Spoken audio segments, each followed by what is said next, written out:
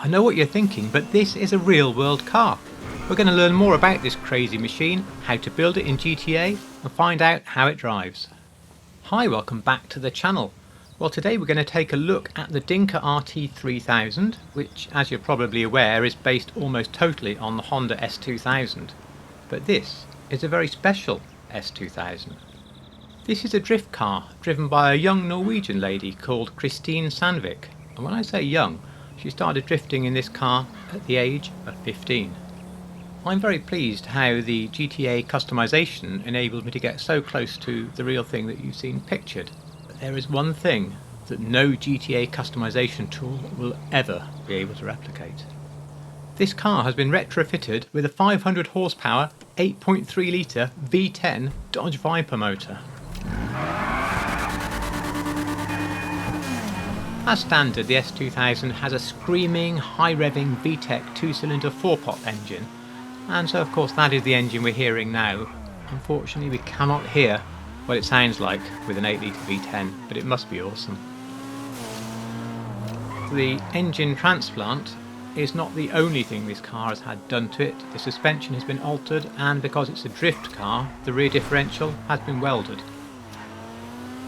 I am guessing that Christine is a fan of the Too Fast Too Furious movie, because not only did she select this vibrant pink colour, the same as Suki's Honda S2000, but she's also gone for the pink neon underglow, and I think that's fairly unusual for a drift car to have those lights.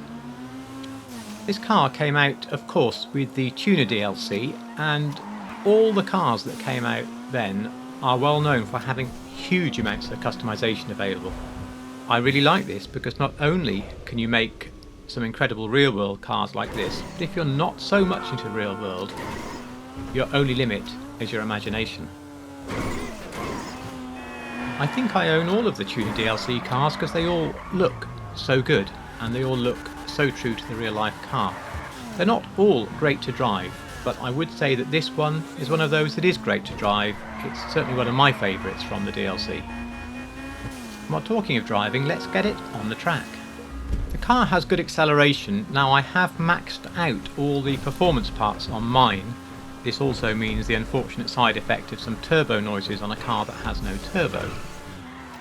But at least that makes it get around the track in a sensible time, and as we approach the corner here, look at those brakes. They are really good, really confidence inspiring brakes, so you can carry that speed, brake at the last minute. That definitely helped it round the lap.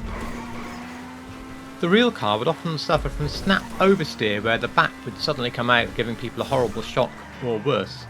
And this car, to be honest, is the same. Overall cornering is very good, but you can just get that flick of the tail.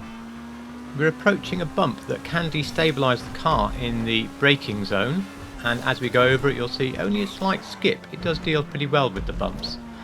The 58.77 is a respectable time, but in no way is it class leading. Get your screenshot fingers ready because the build sheet is coming up quite soon, but just before that a little further inspiration.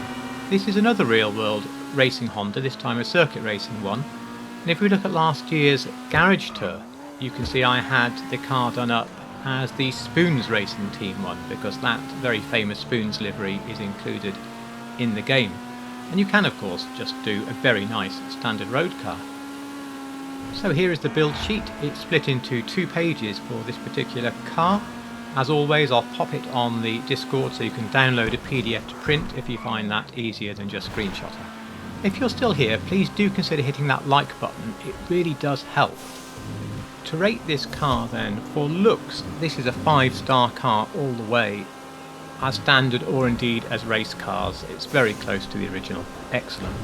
For driving I'll go 4 stars. I'm knocking off the 1 star because it's not competitive in either of its classes. In the sports car class it's really low down, and it's only about 6th place even in the subset of tuner vehicles. Value for money, well, I think at just under 1.3 million once you've unlocked it through the tuner rep. I think this is great value for all that you can do with this car. I think it's wonderful. So I'm going to go 5 stars value for money. So 5, 4 and 5.